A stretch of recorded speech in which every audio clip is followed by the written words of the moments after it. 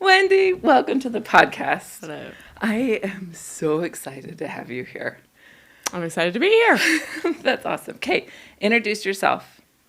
My name is Wendy Lillianquist, and I'm a friend of Jamie's. Happy to be here with her. I have done commercial real estate development and management for many years, about 17 years, and I focused on that. Now I am doing investment management for people. So financial planning, investment management for individuals. And we're kind of related. Kind of. Like far Let's say we are. Like uncles, neighbors, brothers, friends by marriage and adoption. Yeah. Yeah. Tangentially related. I'll claim you as family. And you're here in Idaho Falls. Yes. And how long have you guys been here? We have been here for 18 years. Yeah. Yeah. Long time. Where were you born and I'm raised? starting to like it. Not March, though. March is terrible. Yes, it is. Yes, it is. But you're seduced by summer, so it's fine. Yeah, that's true. Yeah. And where were you born and raised? I was born in Salt Lake City, Utah, and raised in Sandy, Utah. And you're an only daughter as well. You have all brothers. Yes, I have 5 younger brothers. And I have 4 brothers. I'm one of the younger. But yes, we've related in a lot of, we're very similar. Well, yes, many similarities, yes. Okay, today, the word that we picked for you. We picked a couple of words, but we landed on one, right? Yes. Did you land on one? Yes, be rich. And tell us what that means in a nutshell. In a nutshell, it means setting yourself up as you leave home in those first 5 years, setting yourself up to for more financial success, and preventing mistakes that then follow you and hinder you going forward. Yeah. I think it's kind of like I was driving Astra to school this morning, and we were talking about the Be Rich podcast and I asked her what being rich meant, and her brain went on. I'll actually play it. It's like hilarious. But she was talking about being rich in personal life, and then being rich like in money ways. And it was really interesting how in her young mind, because she's in middle school, how that kind of blends together. And then at the end of the conversation, we were talking about her transcript because grades are due this trimester. And she's not in a high school class yet, so this doesn't really count yet. But next year she's going to be in a high school class, and that goes on her permanent record. And that transcript concept, that's kind of what we're talking about here, is like we're building up this credit that's on a permanent record, just like your high school transcript. Yeah? Would you say that? Would you agree with that? Yeah. And how intuitive she is at a young age to recognize that there's more than one kinds of riches. Yeah. That's interesting that she recognized there's rich in a lot of different ways. It's great. Today, I'm really talking about money rich, but there are much more important ways to be rich. Well, and even she was talking about there's like negative connotation with rich, and whether you're poor or whether you're uber wealthy, like, and I don't know what concept she's thinking, but there is some negative aspects of this, and depending on your background, right? Yeah. Depending on how you were raised, some people are raised to think that money is evil and that people that have money cheated to get there, and they have bad connotations of money, and other people are raised to think that money is a tool that is useful and you can do a lot of good in the world. It very much depends on your background and the perspective that you were raised with and the influences. And no matter how much you have, you can always get more or always need more, like depending on what you do with your lifestyle. Like it's very much a lifestyle thing that can happen, which I think that we're going to get way into it, but living beyond your means. Yes. It doesn't matter if you are very wealthy or not very wealthy. Right. You can live beyond your means right at any point. Right. So people that are making $5,000, a year can live above or below their means, and people that are making $50 million a year can live above or below their means. And the stress is there either way. Yeah. Yeah. So let's get into your points. You have a couple Okay. of points that you're going to talk to us about. Do you want to go over all of them and then like a big overview of all of them? And then we'll deep dive into each one. Okay, so I'm going to cover 3 points today. The first one is managing your money, learning how to do that, and staying out of debt. And unnecessary debt is what I mean by that. The second point will be building your credit.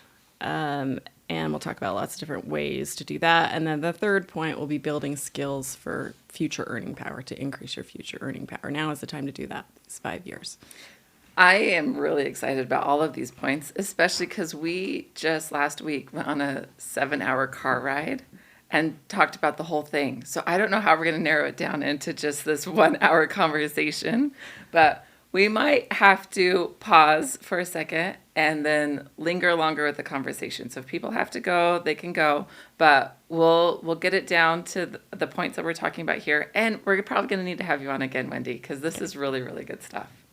Well, okay, great. Deep dive 1. Let's talk about the number 1. Okay, so first of all, I would say get an emergency savings. This is a common thing that they always suggest, but it really is important. And you may be 18 years old and say, look, I have $50. Like I cannot get an emergency savings. But once you leave home, it is very important that you have a fallback. So I'm going to tell you a quick story about myself. When I had to put myself through college 100% and didn't have any help. And I thought that scholarships were for rich kids, which is, quite the opposite of what they are for. But I just didn't understand at that age what was happening with that. So anyway, I worked 3 jobs, worked my way through. But there's one point in my education where I came home, I had like a half a bag of potatoes. That's what I had for food. I had no other food. I had a half a bag of potatoes. I had a half a bottle of Comet, like to clean my house. And I had like the gas that was in my car. And like I had like $7 and something in my check or in my account. And I remember just sitting on the bed and just like laughing and crying at the same time at this situation that I had put myself in. I'm in school. I can't stop because I'm mid-semester and I have no money. I have no food. Well, I had a half a bag of potatoes. I didn't have no food. So I had, just limited food. Yeah. I had no more money for gas. Like I was just in a bad situation.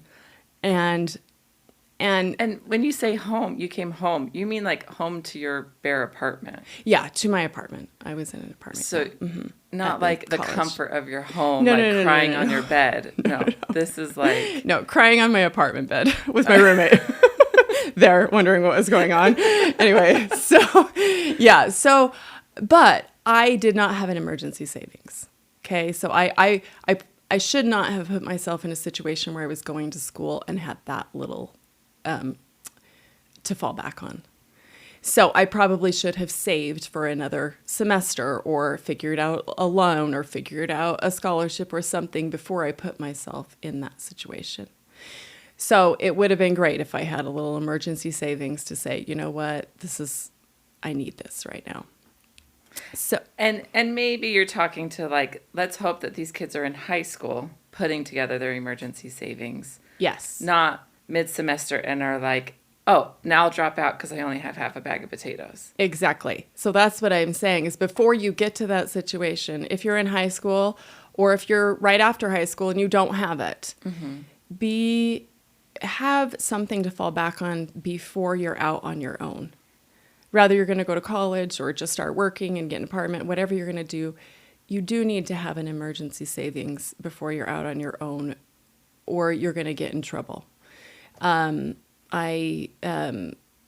was a young girl that I knew years ago, and she was, wanted to be out on her own, but she got into trouble, had no savings, and she called me telling me how great it was that you could take your car in and just get a title loan and they would just give you money.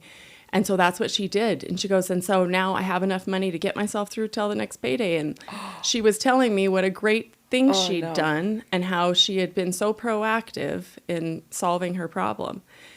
And she just had no idea that that was a very bad, and she ended up losing the car. Yeah. So explain So- what a title loan is. A title loan is where you, actually, I don't totally know how it works. I've never done Or one, like but they have but the like, concept is you paycheck you loans, go, they have a right? paycheck loan, but yeah, you go in, you take the title of your car, and they keep that as collateral. They give you a loan, but then you have to pay it back, and they charge exorbitant fees.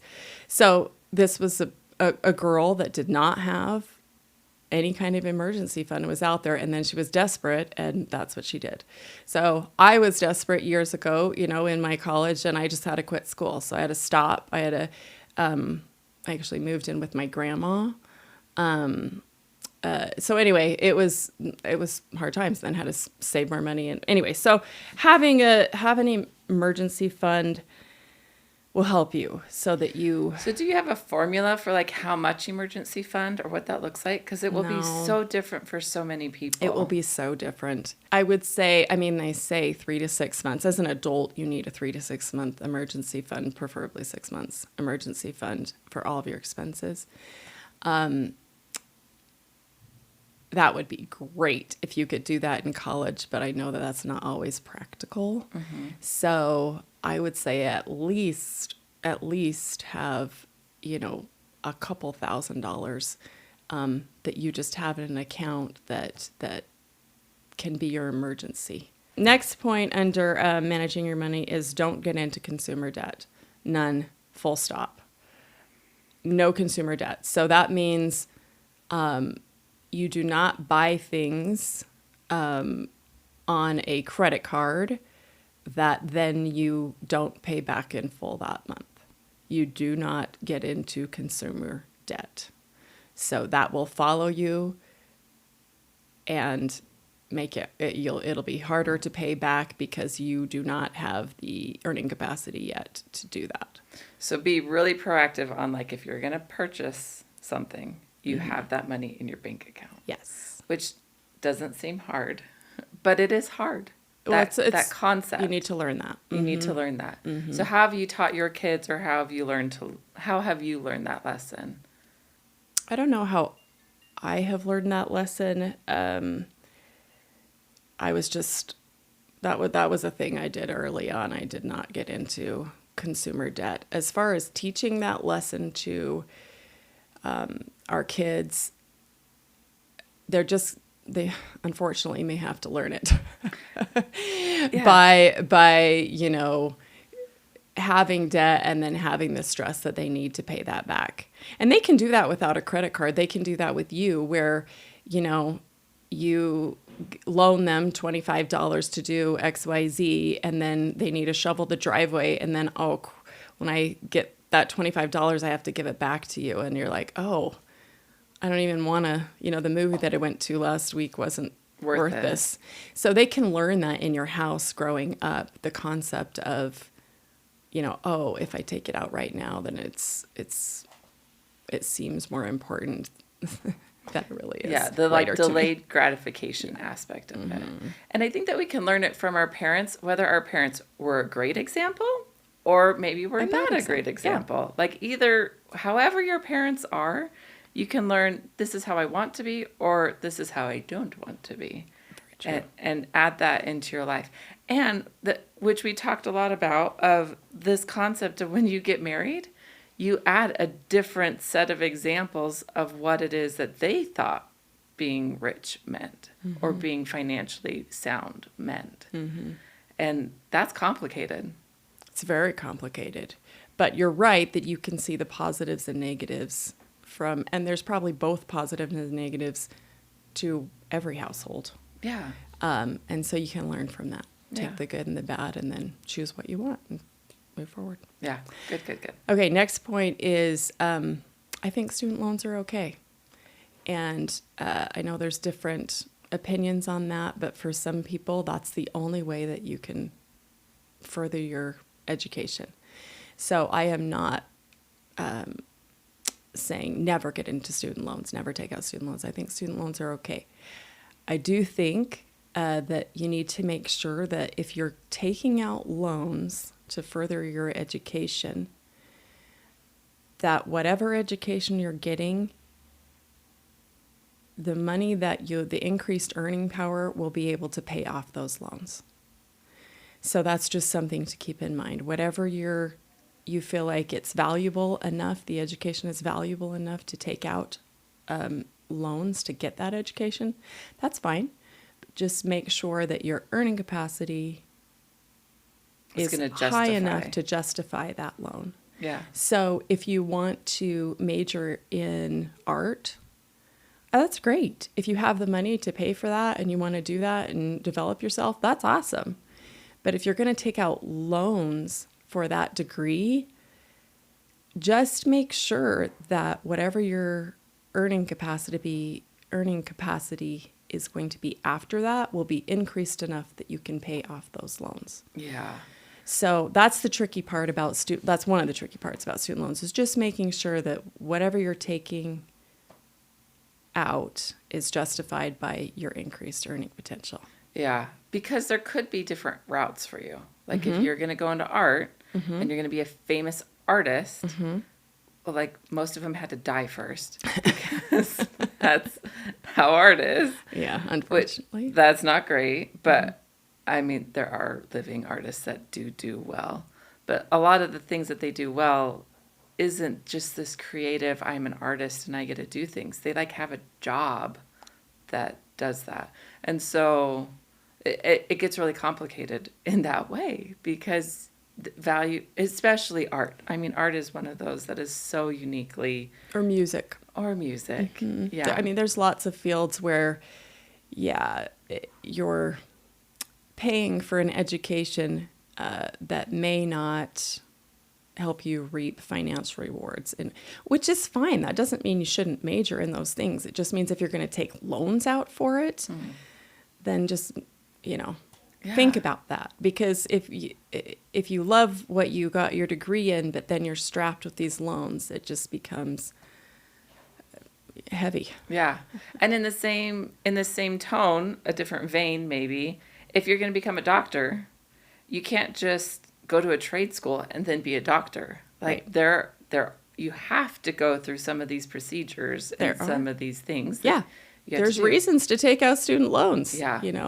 Yeah. So I'm not opposed to it. I'm just be cognizant of how much you're taking out and how much is your earning power going to be increased at the end. So how would you figure that out as a young adult? Who should they talk to? Who should they come? Well, first of all, you should find out what the degree that you're thinking of doing qualifies you to do. What jobs? Then you can go on Google and find out what those jobs, the average for those jobs make. You can talk to a college counselor.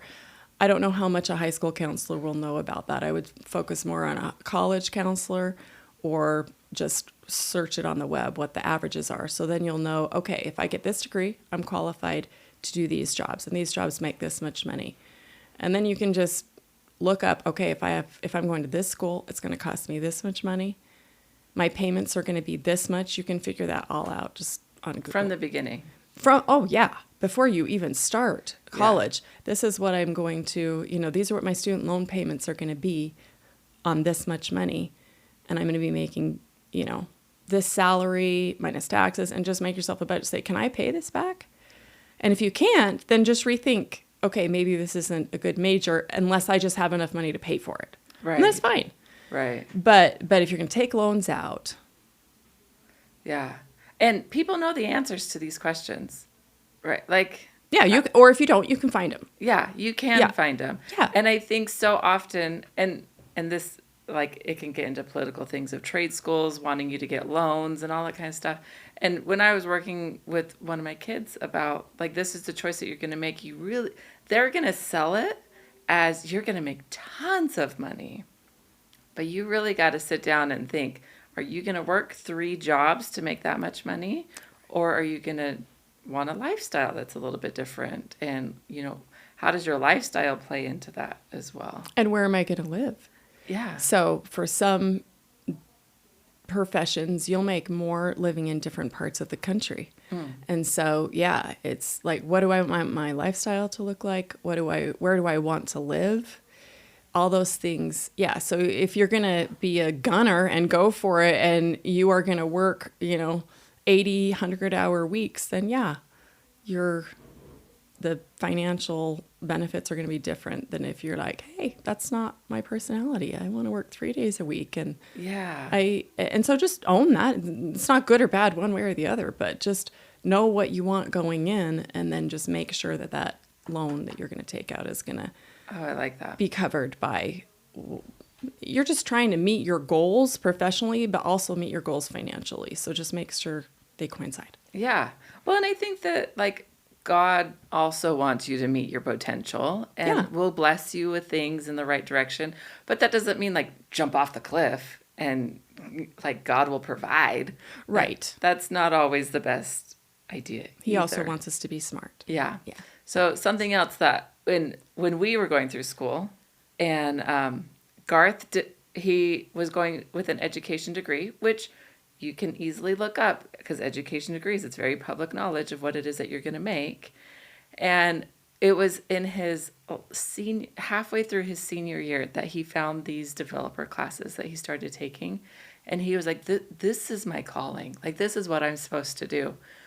But he was going to graduate in one semester. I was like, okay, buddy, we are not stopping and going to school for 2 more years to go into that.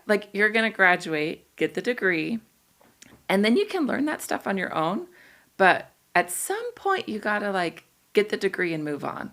And so I feel if you're having these conversations and figuring this out, because that's part of the journey is you don't know what you're getting into, is sometimes just getting the degree is okay. You don't have to extend that longer and longer and longer and longer because you haven't figured out the perfect thing. Because get the degree and move on. Because it's not always that you have to have the perfect degree to get the perfect job. True. But on the flip side of that, sometimes it is beneficial for you to stay in. If you want to switch gears 3 years in and you're like, I've changed, then that's also, it can be fine. Yeah. Depends on your life situation, right? Yeah. So it's and the job prospects. So, job prospects change. 5 years ago, degrees that were really hot are not so hot right now. So things change. Yeah. So. And the education system's a little bit behind, right? The classes that he was learning, that's the stuff that Garth does today. They're not teaching in classes, right? You're learning how to learn as part of the process of a degree. Yeah. One more thing I want to say about student loans is also if you need to take them out, there's a balance in how much to take out. So you need to take out enough that you can live a reasonable life. If you have holes in all of your shoes and you're strictly on ramen, that's probably not going to be long-term good for you, right? You're sacrificing major health, right? And financially, that's not going to be good for you long-term. But it's also not smart to be taking out student loans and saying, okay, well, I'm going to buy a car with this because I need a car. I'm going to, I need to have a vacation to relax. So I'm going to take a vacation and, I'm going to go out to eat because I don't have time to cook. And, there's a spectrum of how much to take out because they will give you way more than you need. Yeah. Well, and I think we could talk about that, right? Because when you go in to apply for the student loan, they'll say you can take out this much and you get to choose and you get to say, I'd prefer just that much. Right. And I'm not going to take out the full thing, which I didn't know. And actually, I would even say growing up, that's not what I was taught. And I have a really great financial person that I've always talked to and believe very much in the way that he does things. Mm-hmm. And he advised me very closely because I asked a lot of different people, what should we do? And he advised me exactly what you're saying. Only take out enough for what you need. Don't take out more. Don't take out less. And be ready to pay that back. That's really valuable information. Yeah. I think that looking back, I wish I would have saved more earlier. I wish I would have done that, automate, and just forced myself. I wish I would have saved 25% when I was as soon as we were out making more of an income. But if you're in this, if this stage of life where you're just leaving home and adulting, if you can be smart about your money during that time period, not get into debt, have a little bit of savings, preparing yourself for higher future earnings, it's going to help you financially in that marriage or, settling down with somebody. Yeah. So, yeah. Good. Okay. The next section is build credit. This is number 2. Yes. Right? Okay. Yes. Number 2. Can we move on? Yeah. I'm keeping the conversation flowing. Okay. Good job. Okay. Number 2. So number 2 is building credit. So with others and for yourself. So first idea is building credit with others. If you borrow from your friends, pay them back and pay them back quickly. So you go to a restaurant, you don't have your card, you don't have any money, whatever, and your friend says, "Oh, I'll pay for you." And you're like, "Okay, I'll pay you back." And I would say in that situation, don't order steak and lobster. If you forgot your card and the optics of it are bad. Yeah. Bad Maybe optics. like some small soup and salad. Whatever you order, pay it back. And if you know you don't have enough money for it, then don't order. Don't order. Right. Don't go out. Right. And don't put on the illusion that you will pay them back, but actually don't actually have the money. So yeah, because if you don't pay somebody back something that you owe them, that creates a friction in that relationship. And they don't forget that. So pay back. If you borrow from somebody, pay them back. And I would also say, if you are one that it really does matter, don't offer to pay for them.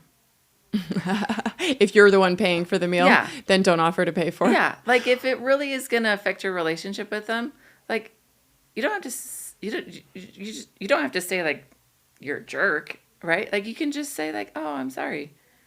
Or you can say, "Hey, let's run home and grab your card." Yeah. You can give different options. You don't have to say, especially if it's happened more than once.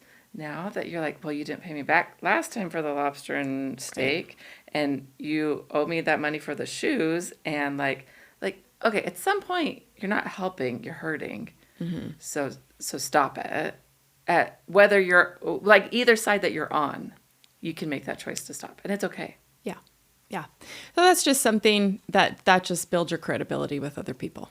So let's talk about credit for reals. There is a credit score. This is a real thing in society. Yes. What is a credit score? A credit score there's 3 credit agencies, and you basically get a number score. They score you with a number. And it is based on how well you have paid your bills back according to what you agreed to do. 0 to... What's the top number? 800s are the top number that I've ever seen. So 0 to 800s. Mm-hmm. And if you have 0, you have 0 credit. I've never seen someone with 0. I think the low. Well, I think I've seen nothing, right? Maybe no it's credit. Not a 0, but it's a no credit. There's no credit. Yeah. Mm-hmm. And then it kind of like a D or an F would be. Well, I don't know how those are all. I don't want to. Okay, so an A is 800. Yeah, but you can get a great loan without an 800 credit score, because the 800 credit score, you may have to do a lot of things that you're not able to do when you're 18 to 25 and making that much money. Okay. So I would not say that you need to be super focused on achieving a exact number in the credit score. Okay. But what you do need to be focused on is paying all of the things that you've agreed to pay on time. That is what you need to do. And if you do that, then you will build your credit and be able to get loans for things that you need in the future. So why does it matter if you have good credit? So it matters because when you go to rent an apartment, they're going to pull your credit. And if you have bad credit, they're likely not going to rent to you. Yes. So, yeah, okay, you might need a place to live someday. And so you're going to need good credit. Unless it's with grandma. Right. Right. And right. maybe even grandma would pull your credit. Also, you're going to buy a house someday. Yeah. Chances are you're not going to have cash to buy it cash. You're going to need to take out a mortgage to buy a home, and they are going to pull your credit. Yeah. For many jobs, they will pull your credit as part of their background check to get the job.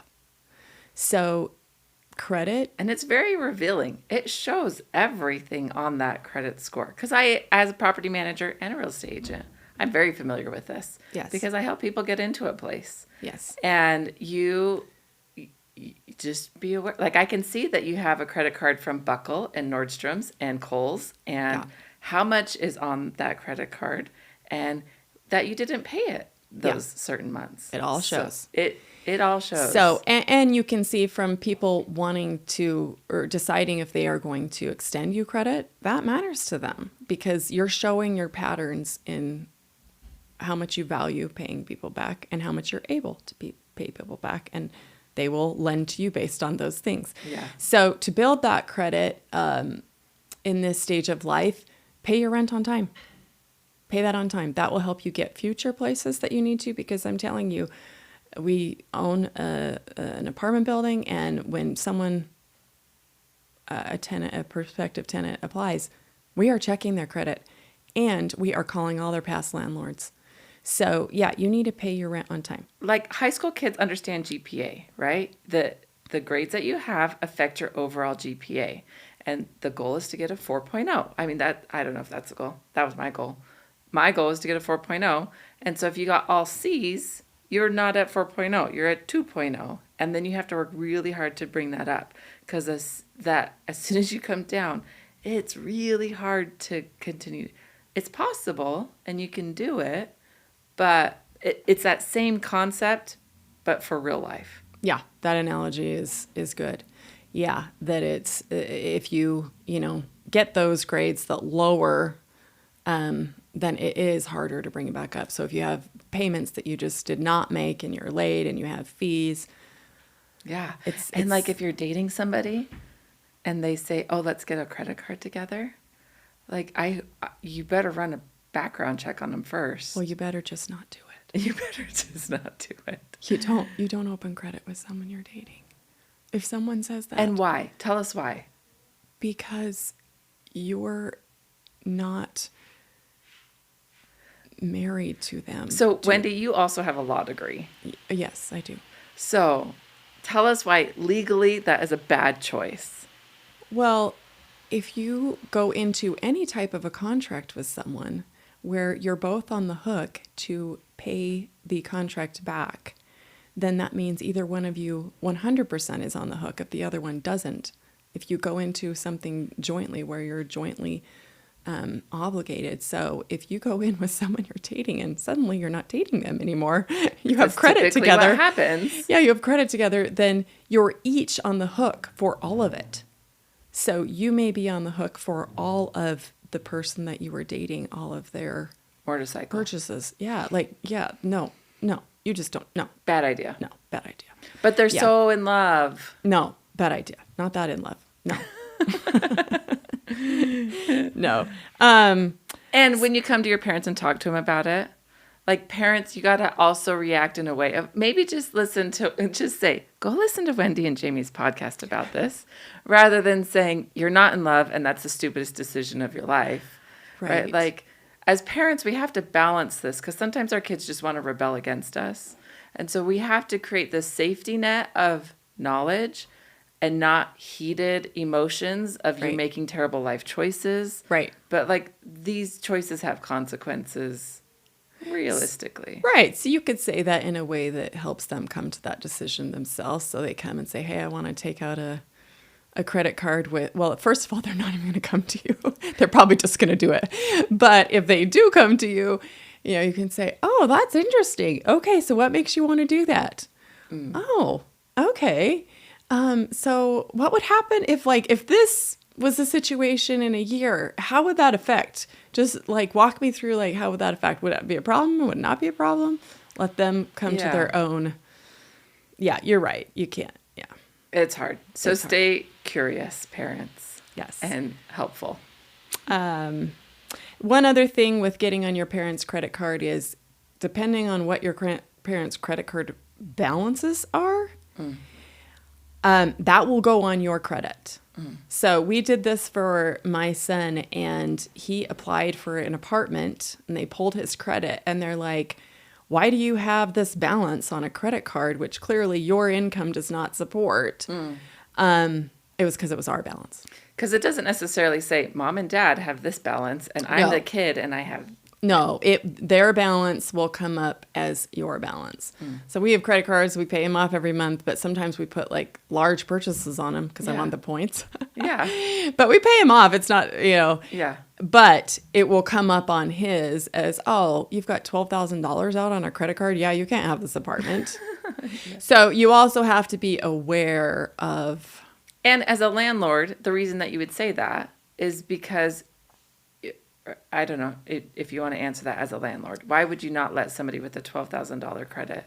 Because if they are making, $2,000 a month and you see that from their pay stubs and they have a $12,000 credit balance, then they are not managing their money well, and they may not pay you the rent. They may not have the money to pay you the rent, so you say no. And typically you pay off those that are most aggressive coming after you. So those with high interest the interest is there to help motivate you to pay it and that they make money off of that. Yeah. Rent becomes one of the last ones that you pay off because you have to pay those other ones first. And as property managers, we see that and know that. And maybe you don't know that decision and are not making that, but it's being forced upon you to make those decisions. Yeah. So maybe it's okay not to get on with your parents. Yeah. Yeah. And I'm going to give another option. Another thing, speaking to parents, that you could do is if you don't, having your child have his own card or her own card where there's an authorized user and you're trying to build their credit, that can open up conversations about credit because you can see what they put on their card. And sometimes, you're like, oh, I need something at the store. Can you run and get it for me? And instead of giving your credit card to them, they can use their authorized. But if they ever use it outside of what you said, then you can talk to them. If you don't want your child to have a credit card, you can just keep the card. You don't have to ever give it to them. So it doesn't start helping build credit, but not necessarily give this freedom of just go use this card. So you can do it either way. Yeah. And if you don't want to have those conversations with your kids, maybe don't do this route. Yeah. Yeah. And that's okay.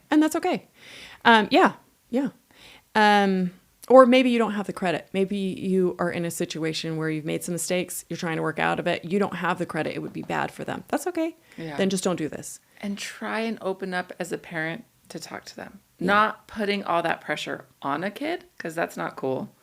But saying, we're working through our stuff. You're going to need to figure it out on your own. Rather than just smashing them in together. Look at what you can learn from us. Yeah. Look at what you can learn. This is what I did, and this is the consequence that I've had to Which is vulnerable to say. Which is vulnerable. But you know what? You can do better than me. And this is what I would do if I had to do it over. Yeah. That's awesome. Have that conversation after you eat lunch if you're in my family. Because we get really grumpy if we're hungry. So it's not hungry, angry, lonely, or tired. Yes. Make sure those are taken care of and then have the conversation. Yes. Yes. Okay, keep going. Okay, another thing that you can do, if you don't want to do that, or in addition to that, is just get a secured credit card. So I think that it's really easy to get an unsecured credit card. The difference is a secured credit card, the issuer will require you to have an account. So you give us $1,000, we put it, you have $1,000 in an account that we have access to, and then your credit limit is $1,000. If you don't pay a payment, we take that out of that money. That's what a secured credit. You're securing the loan with money that you're giving them. That's a great way to build a credit. And a lot of credit unions do that. Yeah. Yeah, that's a great way to build credit. And then you're not at risk of spending something you don't have and getting into debt. So that's a good way to start. Yeah. You do have to be 18 because it is a contract. So you can't do that as when a you're parent, younger. you can go and say, let's get on this secure credit card together. Like a custodial. Yeah. And so you can be a co-signer if they're 17 and do that and help set up that.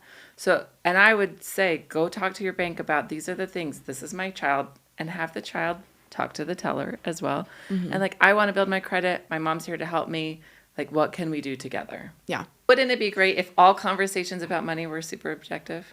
But it gets emotional. That's part of it because it's our livelihood. And when you don't have enough, it gets emotional. Rarely is it emotional when you have too much. I think that it's a different kind of emotional. Well, it creates all of its own problems with which there are lots of emotions. So I do think that money can be very emotional, but money is a magnifier. So whatever is underneath, if you have more money, it's going to come out more.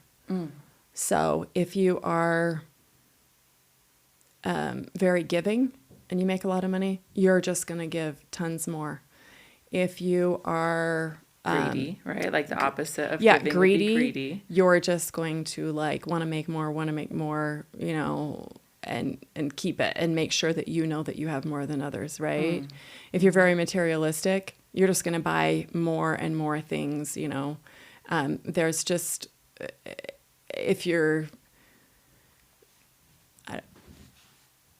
it's just going to magnify what's inside. So it's not good or bad. It's just going to magnify. But I will say that money is not going to make you happy, but if you mess up with your money, it can cause you to be sad. So that was important. really good. Yeah. It can cause sadness. So yeah, money, it won't make you happy, but if you mess up with your money, Or can bring you sadness. If If you mismanage your money, the consequences can really bring you sadness. Yeah. And it's probably exponentially when you're in it with another person. When you're by yourself and making your own choices, it's a little bit easier. But when all of a sudden 2 people are paying out of the same checking account or spending money out of the same checking account or on the same credit card or it can cause sadness. And sadness or hatred. It can get extreme, like any of the emotions on the joyrific chart without ears, because you are not listening and paying attention to the consequences that are happening. Yeah. That's hard. And that goes down to the caution sign. When you don't have ears on because you're sad or angry, your temper tantrum or whining about it, you go down to the caution sign of why? Physical function. There's medical bills that can get very costly very fast, right? Are you getting enough sleep? Or are you working 3 jobs so you're not getting enough sleep? Are you eating only a half a sack of potatoes? Yeah. Or do you have a full diet in your life? And then attention and expectations. That expectations part of it is huge. It's huge when you're living with somebody else. Yeah. What are the expectations? And my dad always says, unexplained expectations always leads to disappointment. And I would even say, sometimes explained expectations still leads to disappointment. So how are you explaining your expectations of money management with your own brain if you're on your own, or if you're totally reliant on your parents? How are you explaining those expectations, parents? How are kids explaining those, those lessons there? And then transitioning to your own family, whatever partner that you get, what are those, how are you explaining the expectations around money? Because it magnifies everything. All right, let's move on to the next one. Or do you want to talk anything about that? No, that's good. Okay. This is number 3, right? Yes, number 3 was build skills for future earning power during this time when you're 18 to 25. So that can be a lot of different ways. So you can do formal training, either a college program, a trade school program where you're entering into formal classes. Could be, if you want to be an entrepreneur, starting small businesses and learning, reaching out, interviewing successful businessmen. That's the path is more prescribed if you're going into like a formal training program. I want to be an architect, so this is my A, B, and C. This is my path. So you go and do that, and that's great. If you're going to do something that requires a formal program, do that. That's great. If you want to be an entrepreneur, then obviously your path is going to be more of a winding path than a straight path. There's no straight path that way. But that's okay. One thing that they say to help is to help you in that path is to start and fail. Yeah. Well, and like, I think of lemonade stands, right? Like, that's very entrepreneur. And if the kids wanted to do a lemonade stand and they're using my lemonade mix from my pantry and all of my cups and all, like, if everything is mom funded, then that lemonade, like, you can have that conversation of that was like a business loan. So you're going to need to pay me back some of that money. Like, you earned $15 at your lemonade stand, but you spent $17 of my cups and lemonade mix. Like, that wasn't a successful day. Well, I would say that's true, but I would say let them get a little traction. Let's okay. So if your 10-year-old's doing a lemonade stand and they made $24, Yes. let's celebrate their win. And maybe let them do that for a month and then introduce the concept of overhead. Okay. So let's not don't jump way into that conversation. Let's not kill their joy like on day one when they're 10, right? So yeah, but what you're saying is right. That like when starting small businesses, you learn a lot. Yeah. You learn a lot about, I didn't know what overhead was. I didn't know that I don't need to keep this whole $10 that I just got. Yeah. So yeah, these lessons are good. And like art, right? Like, you have to buy paint if you're going to be an artist. So like, it can be applied in so many different ways. And as parents, okay, maybe go to Wendy if you have my kids, go to Wendy if you have an idea for an entrepreneurial lemonade stand. But at least have the conversation sometime before they're 25. Have what conversation? There is overhead in becoming an entrepreneur. Oh, right. Well, they'll learn it real quick when they start having to buy their supplies or start having to advertise or start, then they learn it. You don't have to tell them; they'll learn it when they start having to buy supplies. And they're like, "How am I going to pay for this? Yeah, I need like window washing stuff for my window washing business. How do I got to go to Home Depot. What am I going to do about that?" Yes. So yeah, they learn it. But so starting. Another thing is interviewing successful business people. Do it. Just call all the people you know and offer to take them out to lunch, which sounds ridiculous because you have, this much money. Can we go to hot dogs? No, but offer to take them out to lunch. It's so funny. And then they will likely pay for your lunch, but offer, say, hey, could I take you out to lunch and just ask you some questions? And it's darling. And most people are very flattered, So lots of reaching out to people that are where you want to be and then have structured questions to ask them. That is free education. Yeah.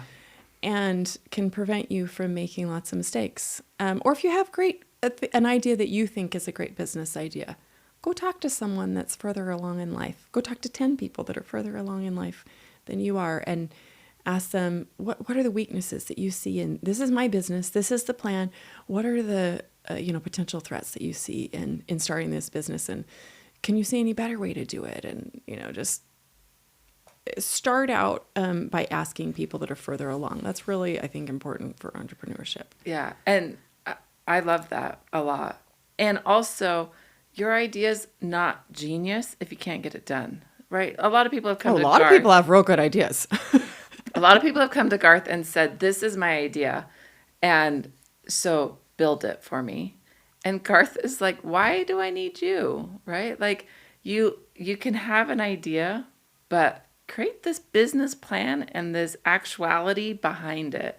And then go gain the skills that you're going to need in order to do that. And so, or gain the team or recognize that team has value. And like, there's a lot of things that can learn. And I don't know, all my brothers are entrepreneurs and they come to Garth with all of their brilliant ideas. And sometimes they say, like, sign this NDA. And Garth is like, no, your idea is not that great until it's making things move forward. And so, An NDA is a non-disclosure agreement. You're throwing out these words that not all the audience may know, that's but yes. true. Yeah. Yes. Where you don't tell their idea. So Yes. they're asking Garth to keep their idea So if you're under wraps. 18 and you're going to have a 60-year-old professional that's very successful sign an NDA, a non-disclosure agreement, before you have lunch together, that's kind of a turnoff. Yeah. So he'll make you pay for lunch. Like, don't do that. You don't have an idea that is mind-blowingly awesome that somebody else hasn't come. And maybe you do have a mind-blowing idea, and maybe I'm trying to say come from a place of abundance and share it. Because the more you share your ideas, the better that they can come together. And maybe that's this whole concept. It depends on, be mindful of who you're sharing it with. If you're taking out a very successful person that's further along, they're not going to steal your idea, most likely, right? Right. It would be, someone like that is just... And position yourself, maybe they'll help fund your idea. Yeah. Like, that would be great. Like, have the conversations. Practice it in safe places before you practice it in high-stakes conversations. Excellent. Yes, excellent. And that is, it's building your network before you need it. Oh, that's so good. Yes. It's because if you, don't have a network until you need it, then when you're trying to meet people, it is very disingenuous. It appears to be very disingenuous. And so you want to build that network. And, creating your own internships, taking people, asking, can I take you to lunch? That is creating a network for you so that someday, if you need it, you'll have someone to call. Yeah. And maybe one day they'll need it and they'll be like, oh, I remember this kid that took me to Burger King one time. And he would be great for your company. He would be great. Yeah. Oh, that's really good. Which goes right back into building credibility of your own person. So credit score for financial real with the bureaus, but credibility of I'm an awesome person and I'm going to volunteer my time to get this done and go the extra mile because this is who I am and this is what I believe in. Mm-hmm. That's I'm going to show up. I'm going to perform. Yeah. I'm going to be, interested. I'm going to try, put forth effort. Yeah. Building your credibility. That's awesome. Those are the 3 points. So sum it up. Okay. It was managing your money when you leave home for that 7-year period. Manage your money. So that can be having emergency savings. Don't get into consumer debt. You do not do that. Taking out student loans is okay, but take them out for what you need, not exorbitant spending. Once you are making money, get in the habit of saving at least 10%. If you can go up from that, awesome. Yeah. And automate it so that it's gone before you physically have to make the transfer. Yeah. Number 2 was building credit. Building credit with yourself, paying other people back, and building credit on the credit bureaus by paying your bills, paying things that you've agreed to pay on time. Number 3? And number 3 was building skills for your future earning power. Build them during 18 to 25 so that you are increasing that future earning power. And you can do that by going to a formal school, college, or a technical school. You can do that by creating your own school of entrepreneurship, by starting businesses, talking to businessmen, building your network, creating your own internships, either path. Yeah. And all of that to be rich. And rich, back to what Astrid said, rich is, back to what Astrid said this morning, there's rich in life and then there's rich in money.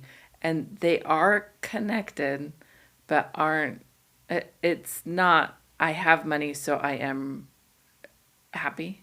Right. That is not necessarily the connection. That is not necessarily true. But if you don't have money